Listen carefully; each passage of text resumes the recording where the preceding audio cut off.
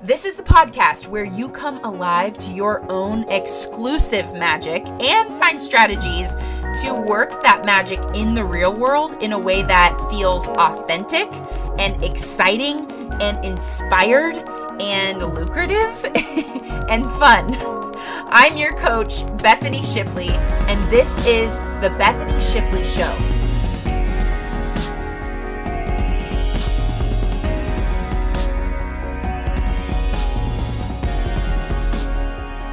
When I started my interview with Batya, I had no idea how accomplished this woman is.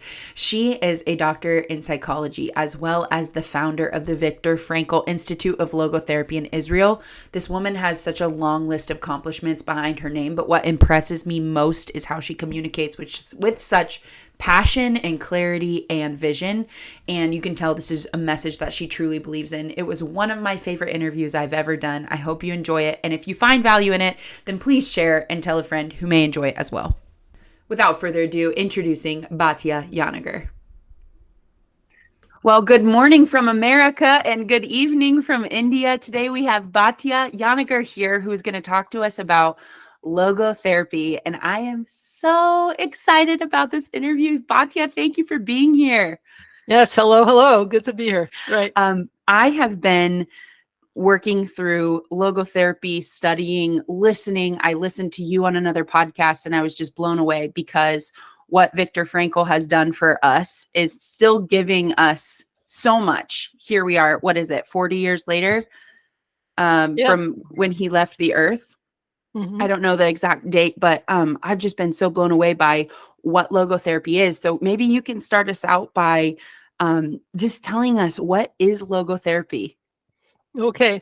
So logotherapy is an approach to helping people, and logos means meaning. So it's healing through meaning. But the main point about logotherapy is that it's also in a way of looking at a person and looking at life. That's what makes it unique, because you look at a person as a spiritual being. You know, that means that we are free to decide who we want to be, you know, which direction we want to go to in life. And we are also most motivated by wanting meaning and purpose more than anything else. You know, like you can have a fantastic life, but you don't know what it's all for. You know, you just get up in the morning, same thing day after day. Like, what am I living for? You know, you wonder, what are you sacrificing for? What are you investing in? You know, it has to be worthwhile. And so that's what logotherapy focuses on. And because of that, it's focused more on the way you experience your life, your attitude, more than what are your thoughts? What are your emotions? What is your behavior therapy? It's really about attitude more than anything. It started with Viktor Frankl living in Vienna, and he was a neurologist and psychiatrist and also a Holocaust survivor. But he was friendly with Freud and Adler. You know, he was part of their social group, and it turned out that he was just too different from them. You know, because he felt like you're talking about pleasure. You're talking about the parts of a person that seek their own needs. You know, and there's nothing wrong with wanting your needs to be met. But when it's all about me, and you don't have anything beyond yourself that you care about, then it becomes meaningless. Like I said before, you said you have to include the spirit of the person, which is the part of you that's healthy, which never gets ill. And that's really the essence, not just a part. It's the essence of who you are. And if you use those resources to help yourself, where you're able to think about something beyond yourself, you're able to look at yourself from a distance, you're able to laugh at yourself, you know, all of those things are what will help you the most. So when you ignore that part of you, that what he calls the spiritual dimension, then you really miss the main thing. You know? That's an amazing explanation, and actually different than even what I've been reading and studying, it's amazing. As I dig deeper, I find there's more depth to logotherapy than I even, even knew, you know? I Right. read Viktor Frankl's book, and we may get into this later, but I read Viktor Frankl's book, or I should say I have about an hour left in the audio version. So I'm in the process of reading and just so blown away by how he tested this theory inside of one of the most, what I would consider the most extreme, inhumane circumstances that we've ever seen as a culture, as a community, as a country, as a world. Yeah, I should mention that, people mistakenly think that Viktor Frankl thought about logotherapy because of his experience in the Holocaust. Actually, before he was in the concentration camps, he was helping suicidal patients, and he was very successful at it. And then, like, against his will, once he was there, he was seeing how it would work on those people there. And then if it could work there, then it could work anywhere. So yeah, that's exactly what I took away from reading, even just the snippet of where he had his documents together of this book that he was writing. And in one of the very first days was basically, I mean, that book was confiscated, and he had to, I mean, talk about getting clear and embodying a principle, not going back to the textbook and saying, okay, what was it that I said? It was, this was his life. So what's your story with logotherapy? How were you introduced? Okay. I'll tell you in a minute. Okay, perfect. First, I just want to tell you how logotherapy is different from traditional psychotherapy, because I really like that question. I thought of 5 different answers for it. So first of all, you see the person as they could be, not just who they are now. So you're really seeing the person at their best, and you're actually helping them to become who they can be because of that. Also, you see problems as a task. Everything that happens to you, instead of saying, why did that have to be in my life? You say, that was something that was given to you in order to overcome it. Right. And the whole thrust of it is that, overcoming it, you gain all these strengths, and you become, great because of it. The third is that what I said before about how the attitude is the main thing.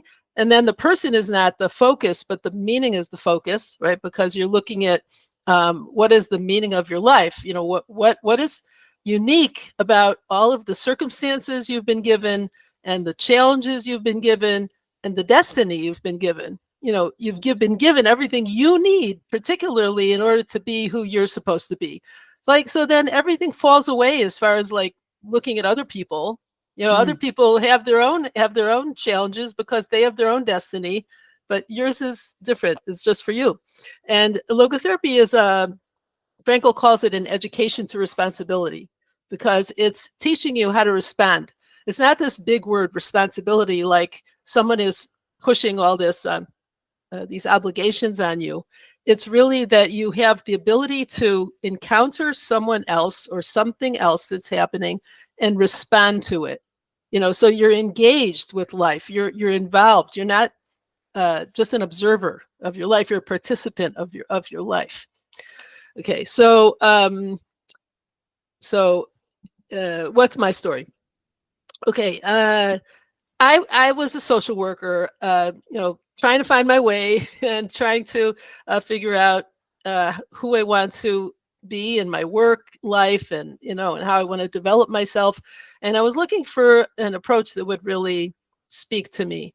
And there was one line in particular that I read: we are pushed by our drives and pulled by our values. Wow. And I felt like, yeah, that speaks to me. That's what I want to study. And I was, wow. Can you say that again? Push. We are pushed by our drives, but pulled by our values. We're not just pushed mindlessly into things. I remember when I was younger, there was a children's book that was the Push Me, Pull You. Do you remember that? There was, no. It's like, yeah, it was before your time. It was, it was this animal that, doesn't know which way it's going. Okay. So you're pushed into all kinds of things by other people who don't understand you really, or by yourself, that you get it, you just self-sabotage. Why do you do that? So logotherapy doesn't say, well, why do you do that? You have to understand yourself. The important thing is, what do you do with it? the point is that you say, okay, now I understand why I was, just not thinking at the moment, but now because I saw what I did, I want to do something about that. I want to change that. And so you act with intention and purpose, and you're always um, acting in a mindful way of I know where I'm going and I'm going to go there. I know what I want to do in my life. That was what I felt like. I felt like I don't want to keep having this lower level social work jobs and then I climb my way up. I felt, no, I want something that really shows me a better way to help people. And I was in a supervision group at the time, and I said, I don't want to be in the supervision group. I'm going to study logotherapy, how to actually, how to use it for people. So I'm always asking in my personal life as well, what am I being challenged to do right now? And when I get stuck, I don't stay stuck for very long. It's not that I'm, superhuman, and I get stuck like everybody, but I stop and I say, wait a minute, I'm getting stuck. Why am I getting stuck? I've got to see what am I supposed to be learning from this situation that I'm in? What are the strategies that I can use, so I can get myself out? Or who do I go to for help? There's nothing wrong with, seeking help also. Then I became a teacher of logotherapy because once I studied in this program, my mentor was Dr. Taria Chantal, who studied from Viktor Frankl. And so she was the one who was supervising me in these cases that I brought to her, and she would write all these things on the page, you have to get to the heart of the issue. You can't just stay on the surface. She would make all these different kinds of comments. And then afterwards I went back and I said, oh, she's telling me to affirm. She's telling me to challenge. She's telling me to help them see their area of freedom. I translated it into what are the interventions that she's talking about, and then I used that later when I was teaching. And I was able to tell people these are the interventions of logotherapy. So a lot of what I teach, I got from her and I got from other books, but that's something that I put in just from my experience. And I started this institute of Viktor Frankl Institute. You founded this. Yeah. You started this. Okay. Yeah. So people, there are programs for logotherapy all around the world. Sometimes people ask me, what's the difference between the different programs? So each program is completely different. And I don't really know very much about them. All I know is what I do is I very much enjoy meeting people face to face, a small group of people who are from all around the world. And that idea that people are coming from all around the world, we see how much we're different and how much we're the same. And, and everyone learns from each other. And they just love that aspect to it. And also love getting people involved in talking to each other and having interactive this conversation, and not just, okay, here's what you have to learn and learn it. Like people learn from each other so much, not just what they're learning from me. Yeah. So that's about it. Yeah. And how long ago did you build this institute? So in 2011, I started the institute. Wow. And you just had this vision of creating, basically furthering this message and furthering these thoughts. Okay. Yeah, that's right. And now your institute, when you say meeting people face to face around the world, is that done mostly virtually? Yeah. So online.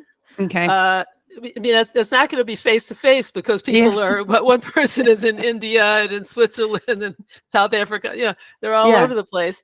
Yeah. So, and I know, and I think we're going to talk about how people can find you and learn more about this. Cause even as you're talking, I'm like, oh, I am so curious. I think I was browsing on your website and, just really, I'm just so, I think there's a lot of people curious right now because and which kind of brings me to the next thing that we have on our list to talk about, which is there seems to be an epidemic of people lacking purpose and meaning. Mm-hmm. And I'm wondering, obviously you've been doing this for a long time. Why do you think that is? Yeah. So I think it's because people, it's just one of those fallouts that we have from the society that we're living in, where people don't think for themselves. They don't really understand what freedom means. There are a lot of problems that have to do with a lack of meaning, because to have meaning and purpose in your life, you have to be free inside. You can't be dependent on what the crowd says and what's politically correct. And you have to think for yourself, and you have to kind of feel like life is guiding you. Life is giving you this call. You can't be egotistical and self-centered if you want to find meaning. And the society today kind of pushes people in the direction of being self-centered and what's in it for me, and that doesn't really help them. So they need to have a what for. You need to know what is the value and the goal that is worthwhile enough that I want to pursue that. And when people don't know what it is, that's also okay. People, they get kind of distracted and obsessed with what is the meaning of my life. Gee, I don't know. And you don't have to know the one big meaning of your life. It's the little things. It's the going into a store and smiling at the shopkeeper, and feeling like you're making a connection. Meaning is about connection, basically, because when we talk about meaning being something beyond you, something outside yourself. So when you connect with a value like compassion or just enjoying nature, or the courage that you can have, the dignity that you maintain if you're suffering, well, there's value to that. You don't have to just get depressed and feel like alienated from the world. You can engage. Engage with life in the way that matches your values. And I'm guessing in your institute, you teach people how to identify their values. Yeah, that's right. Yeah. Okay. I mean, sometimes there's a gap between what you think your values are and what you think you're looking for and what life brings to you. Right. So part of it is to bridge that gap, is to say, okay, life is bringing me something right now that I don't understand and I don't want, but sometimes life brings you things that you don't want, but you need, sometimes maybe it's a detour that you need to take in order to get to somewhere else later. You just need to keep following that inner voice. That's the main thing. That's what Frankl calls conscience. Conscience is that inner voice that tells you what you need to be doing right now. And that's another thing what happens today. People don't trust that. Why do they follow all kinds of movements? But because they just don't trust their own inner voice. So they have to. That's why they give their freedom away. They give it away to someone else who's gonna, show them which way to go. But every person has their own unique contribution that they can make to the world. And if you don't know who you are, you're not going to be able to play your role. You're not going to be able to connect with others in a meaningful way. Wow. Yeah. That's one of our students, one of our students said a very, very simple thing. He said 2 neighbors were arguing with each other, and he realized, hey, wait a minute, I have a unique role to play here because I know both of them and they both trust me, so I can play a role here that no one else can. That's always like that. You could play a role that no one else can, and you have to figure out what that is. And when you see like what's right in the moment, right in front of you, then that's all you need. You don't need to say what's the whole meaning of my life. Just what's right in front of me right now. Yeah. I'll tell you a story of something that happened with one of my kids. As a what's in front of you right now kind of story. My son did something which I was very proud of him, because he went with his band to. I may have mentioned this in a different podcast too. I don't want to say the same stories all the time. No, it's okay. But his band was going to a different country, Thailand or something. I don't remember where, to play. And on the way back, they what do you call that in the airport? The people who make the rules in the airport, like they security. went. Yeah, they wanted to charge him for his musical instrument. Okay. And, and they didn't tell him that beforehand. So he's arguing with the guy and yelling, and it's getting later and later. And the rest of the band members said, we're sorry, but we got to go catch our flight. Otherwise we're going to have to fend for ourselves in this country where we don't even know the language. And my son stayed with him. And he said, Mm, I'm not going to abandon my friend. mm, And he talked to him and he calmed him down. He said, the band will pay for you, and we'll figure out if we can get it later. And just don't worry, because we got to go, we got to get out of here, and, and he didn't have to do that, mm. and so seeing that right in front of you, it doesn't take this, great, unbelievable, impressive, we don't always have these big impressive moments in our life. That's why I like examples that are just small like that, where you say, well, this is what's in front of me right now. He needs my help. The value is I'm not going to abandon my friend. And he lived up to that. Wow. And then the courage to stay with it in the real life. The courage, right. And it's always uncomfortable. Mm. It's, very often when you listen to that little voice, it's not so comfortable. And it takes a lot of courage sometimes, because there's another part, like I said, the drives that push you, and the people that are trying to influence you. There's another part that's trying to, no, don't go. What do you want to do that for? Do what's easy.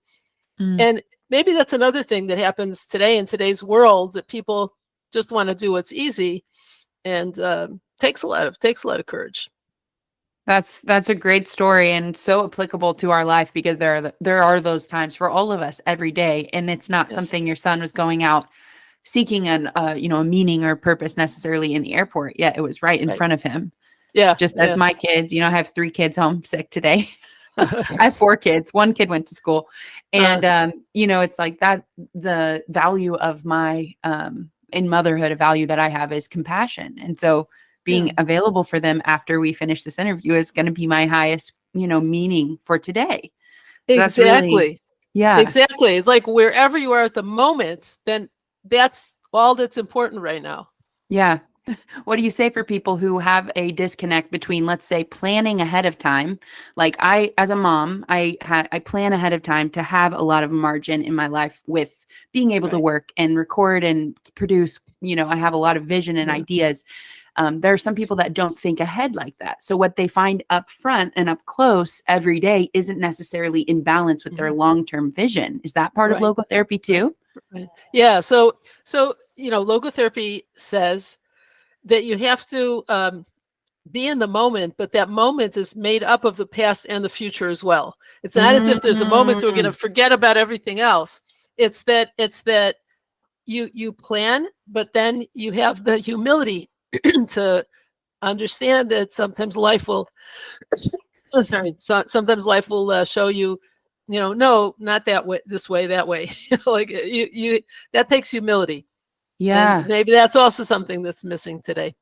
Yeah, that makes so much sense. And you said it in the beginning. I don't remember the exact words you used, but you said something along the lines of every circumstance in our life is a gift to us. Yes, and what an amazing perspective. I think a lot of the epidemic of people lacking meaning and purpose could also be coming from this victim mentality that is not totally understandable. Feelings are so valid. Like, things happen to people, and it's absolutely makes sense why there would be residual pain. But what a gift to be able to say, I am the way that I am because of the circumstances, not in spite of.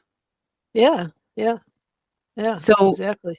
what would the world look like if everyone were able to find this embodied logotherapy practice of purpose and meaning? Yeah. Well, there wouldn't be any addictions.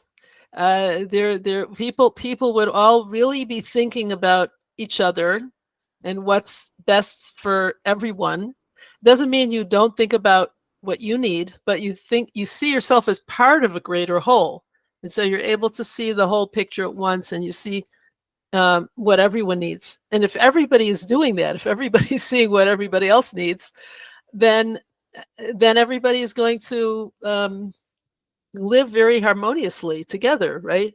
How how do I want to make a difference in the world? What do I want to? Who do I want to be? And then your actions follow that. I think of it. My favorite metaphor. See, Frankl has a metaphor of a mosaic, and I like that metaphor very much, where he says that we're each a tile of a mosaic. We're not replaceable bricks in a building. That we're just like ants or something like that. Like we're each of them is the same, and then the collective kind of uses you to further their goals. Actually, we're like tiles. Each one is unique, but the uniqueness, in order to make that whole big mosaic, you need each tile to be unique. So you need to honor the uniqueness of each of the individuals, and at the same time, the individuals need the whole, the collective, in order to have a place where they can find their meaning. So we have to know that we're a meaningful part of a meaningful whole. So that's one kind of metaphor. But I also very much like the metaphor of improvisational music, because each person is playing their instrument, their note, and they have to like really listen to each other, really be attuned, and know when to come in and when to be dominant. Like I say, not to be dominant, to have humility, but to play your note when you need to come in for the good of the music. Yes. So it's like you start out in life. I keep on moving to another topic, but it like reminds me of this. You start out merged with the mother. You don't know that you're separate. And then you get to a place where you see, oh, I'm different from everybody else, and then you become very self-conscious, right? But then ultimately, you need to get to a place where you're not self-conscious, like you're worried about how other people are looking at you, but you're conscious of self. You're conscious of the importance. Not importance out of arrogance, but the importance of your contribution to the whole. Wow. How do I make a difference in the whole? I have to know how I can make a difference. Otherwise, I won't, contribute what I uniquely have to offer. That's that self-conscious to conscious of self is like mind expanding. Yeah. That is such an amazing way to perceive that, because we all know what self-conscious feels like. Yes. And then moving into the other side of that is freedom, and creates a world that works for all. Wow. So yeah, logotherapy and Ikigai. Ikigai. Thank you. I listened to a book called Ikigai. So you would think I would remember how to pronounce it, but every time I read the word, it's Ikigai. Yes. I always get thrown off. Have you studied the parallels, and what are your findings? Yeah, so I haven't studied it, but I've had students who said that they read the book and they took the logotherapy course because of it, because it mentions logotherapy at the beginning of the book. Oh, does it really? That's what somebody told me. Or maybe it probably does, and I get about 50%. Yeah. No, maybe it was just in the introduction or something. I don't know. Okay. So it's a motivating force. That's what I understand. That you are doing something for a purpose and a reason. We're motivated by whatever we're motivated by is what we're going to do, right? But if you say, it's everything we said before, is the focus on you or on the meaning, right? If it's a focus is just on you, then you can be motivated by pleasure or power, and then you can exploit nature for your own use, and just use up all the resources for yourself and not care about anyone else. So if it's all focused on you, that's what makes the difference. So I feel like they've got the right idea as far as how we need meaning and purpose, but you just have to make sure that that you're not focused on yourself in doing that. And that's what logotherapy makes that distinction, and says, it says what's meaningful is not just whatever you decide, because then meaning is relative, values are relative. serial killer can say, that's meaningful to Mm. me, right? Like, that's how, go to the extreme, that's how what it can come to. Yep. But instead, if you say the meaning exists independently of me, Okay. because the meaning is what you've been given. See, if you only focus on yourself, you take the gift out of it, as you said before. You've been given this in order to give something of yourself that can come out of you through that. And so that's the difference. I mean, I don't know if it's the people promote Ikigai would be against that, but I'm just saying logotherapy emphasizes that and makes sure that that's the focus. Emphasizes the collective. Well, group. it emphasizes the objectivity of meaning, right? And this is a sticking point that people really have trouble understanding in logotherapy. I can tell I'm already like getting a little, I'm like, oh, not quite understanding. Yeah. Right. Yeah. So I'm going to explain. So Okay. Meaning, what makes something meaningful? Because your existence is meaningful. That's where you're meant to be right now, and what you're meant to do. So there's something that's given to you uniquely, personally, like in order to guide you. Think of it as a teacher. The teacher is not going to guide each person, each student in the same way. The teacher is going to guide each one according to their talents and their potential, in order to help them to reach their potential. So the meaning is that potential, is that possibility. The possibility exists whether you see it or not. The possibility is out there waiting for you. Life is like waiting for you, so to speak. That's why Frankl says, don't ask what you expect from life, ask what life expects from you, because the fact that you're alive means your existence matters. Yeah. And life expects something from you, so to speak, because if you're alive, then there's a reason why you're here. Right. There's a reason why you were born to these parents, why you're born in this country, in this time of history. Yep. Because there's something that you're meant to do that no one else can do. Yeah. And that when you realize that there's something you can do that no one else can do, that's a responsibility. I get that. And I understand that. I'm no scientist or mathematician. And I say this all the time. I'm no scientist or mathematician. I hardly even passed like high school algebra, but, the scientists estimate that the chances or the odds of a single person being born are 1 in 400 trillion. That's a 4 with 11 zeros after it. And that is not, and just the fact that like you and I, our DNA isn't just, it's not just two individuals that procreated. It's why this time, this place, this. And so I love this conversation because I see the bees. And the bees are so connected with their intuition. They're so connected with what they are born to do. And they don't sit around and question like, oh, well, am I supposed to be a worker bee or am I supposed to be they just go and they just follow like, I'm drawn to this flower and I'm drawn to this thing. And so because they do that, our world works way better. I think there would be massive implications if they sat around and contemplated their purpose. Right. But instead they're so connected to it because they don't have society screaming at them, you're a worker bee, or worker bees aren't as cool as a queen. Right. It's just they accept it, Yeah. So I love that. Yeah, but that's also a process. Frankl also said that in order to be human, you have to doubt your existence sometimes, because then you're going to look for what is the meaning of your existence. So we can't, because then we would have, if we were like bees, then we would have everything programmed into us, and there would be no free choice. So we can't just have everything programmed into us, but at the same time, the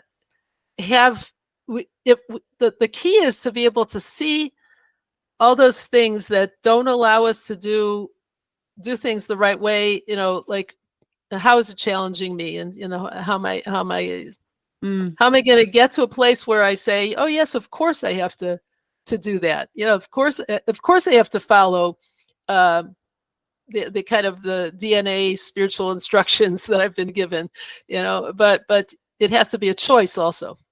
That's cool. I hadn't even thought about it like that. So that's Yeah. really interesting. I'll be thinking about that. Yeah.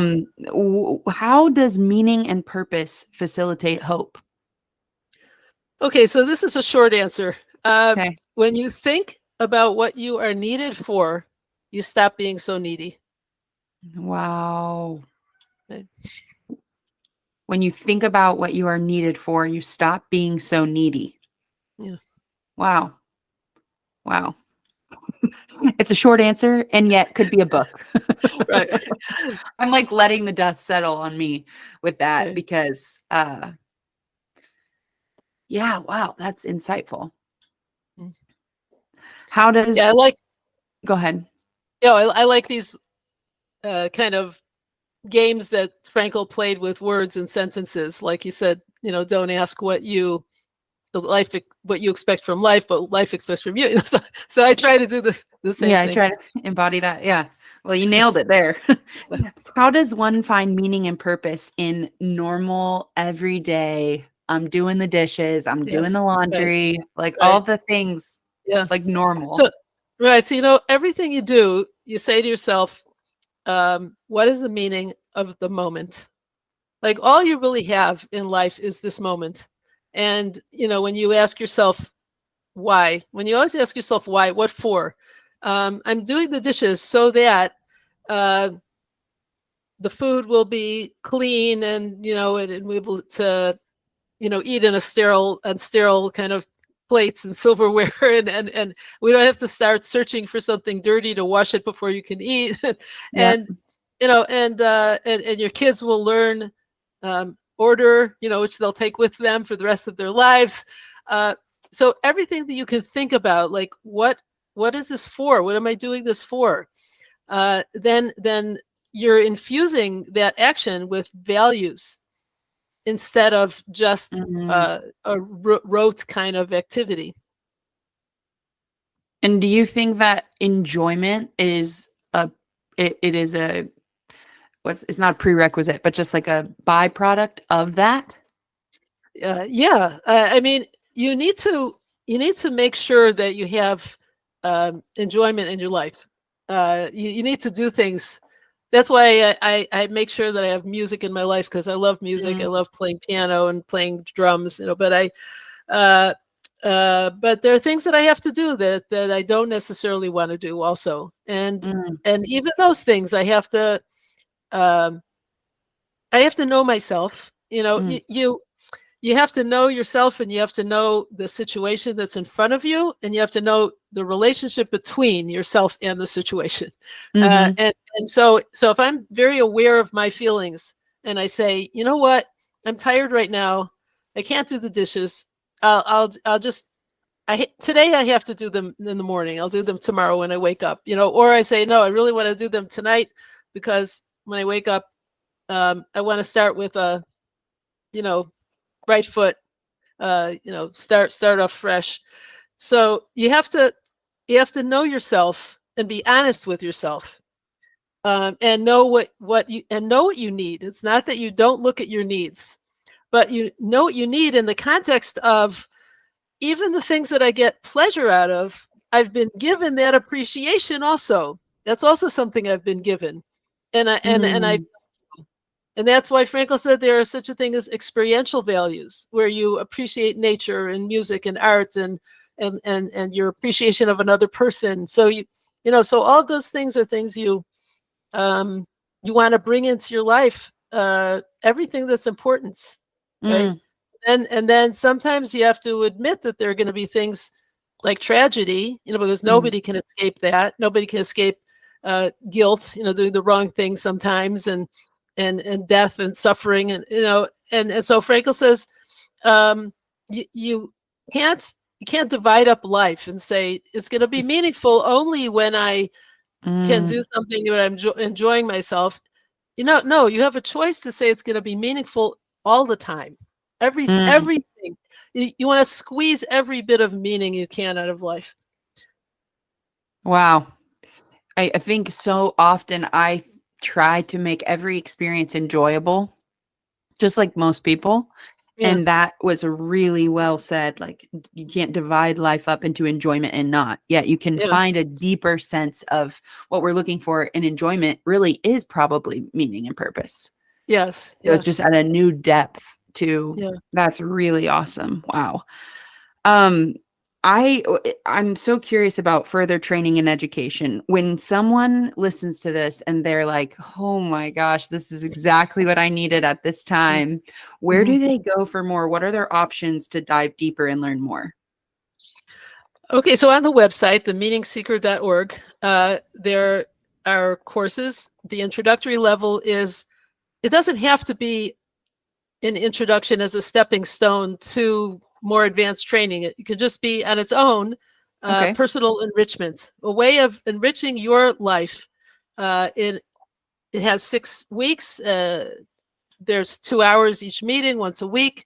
And as I said, you have different people on the screen at the same time that are all like becoming like a group together. When it finishes, people want to stay connected. They Yeah. really feel like they've gotten to know each other. And this is And something you do live, so it's not something they click play. It's something they're yeah, in a room with you. Okay, virtually. yeah, Okay. yeah. And then the advanced is 6 months. It's also once a week, 2 hours each meeting. And there, people bring conversations that they've had with people. It can be that they're a psychotherapist, but we've also had people who are um, holistic practitioner, medical practitioners, or uh, business people, or educators in schools, and there are all kinds of people, because they just have a conversation with someone, and we bring it to the group to discuss. That's a logotherapeutic type conversation. So Yeah. someone could have a logotherapeutic type conversation with their kids. Yeah. And we had a student like that. She called herself a logo mom. She, Okay. she had logotherapeutic kind of Amazing. conversations, dialogues. And then there's also the cases in the books that we discuss. And there's the um, practice, the Yeah. skills, the skills that you can learn, so that's what that is. And then there's the diplomat level, which takes like a year or two, which is people who really want to go up to the highest level and do a kind of like a thesis, just do a big project. And we also meet so people can help each other to brainstorm their project together. So we'll have someone who writes about Socratic dialogue and gets really into the depths of what does it mean and all the examples of it. There's someone who talked about working with children in a school using logotherapy, using those techniques.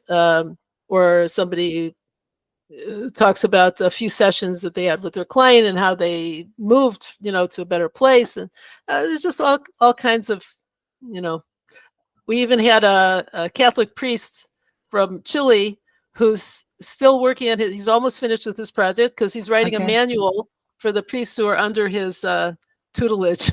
you know, so it's Wow. just very, very wide, varying kind of people. And so the diplomat level, as you said, the highest one, are there prerequisites to that? Yeah, so someone has to have finished the advanced course, Yep. and then Okay. and then Which they is the can go six on to months. do that. Yeah, the only difference is if somebody comes into it as a mental health professional, then they can call themselves a logotherapist afterwards. Yep. But the only thing is to be honest. If somebody is not already a mental health professional, so then you say they do coaching or counseling with Yep. logotherapy. It's like added on. It's always added on to whatever else Yep. other certificate the person already has. That's awesome. Yeah, I think that because I'm thinking of myself and a lot of the people that I work with could benefit from me knowing the framework, you know, Yes. and I'm constantly learning and growing, as I'm sure a lot of the people listening to this are the same way. So it's very, very interesting, and I'm super excited about where that might lead for me personally.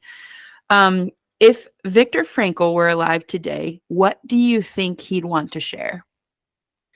Um, yeah. So I think he would say that the world is going in a direction that's continuing more along the lines of needing meaning, Mm-hmm. needing to wake up to the need to find meaning, and that we have to be aware. We have to be aware of what's needed in the world, and I don't think it's so hard to just look around you and see what's needed, and like, how can you make a difference? Mm. Because sometimes you can't necessarily. Sometimes if somebody is not open to listening, for Mm. example, you can't really talk to them. You have to understand who you're talking to, and what they need, and just like in therapy, you're talking to a friend or you're talking to an acquaintance. You have to know how to help them understand in their own language. Mm. And when I say language, it's like children have their own language, so to speak, because what are they capable of understanding? So you always have to, like I said, if you use that rule of who am I and how am I feeling, what feelings are coming up in me, who is this person that I'm talking to, and what are they capable of understanding, and then why am I here?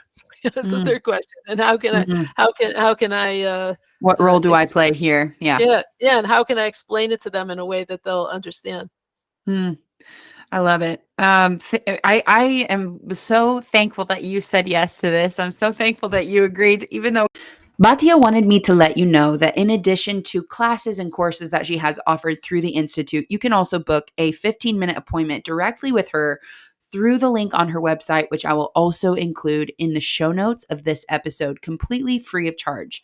And if you're interested in being on the notification list for what's called Meaningful Conversations, a monthly gathering online of current students, graduates, and people who are just interested to talk about the topics that interest them from a logotherapy perspective, you can write to Batya personally through her email address, and I will include that in the show notes as well.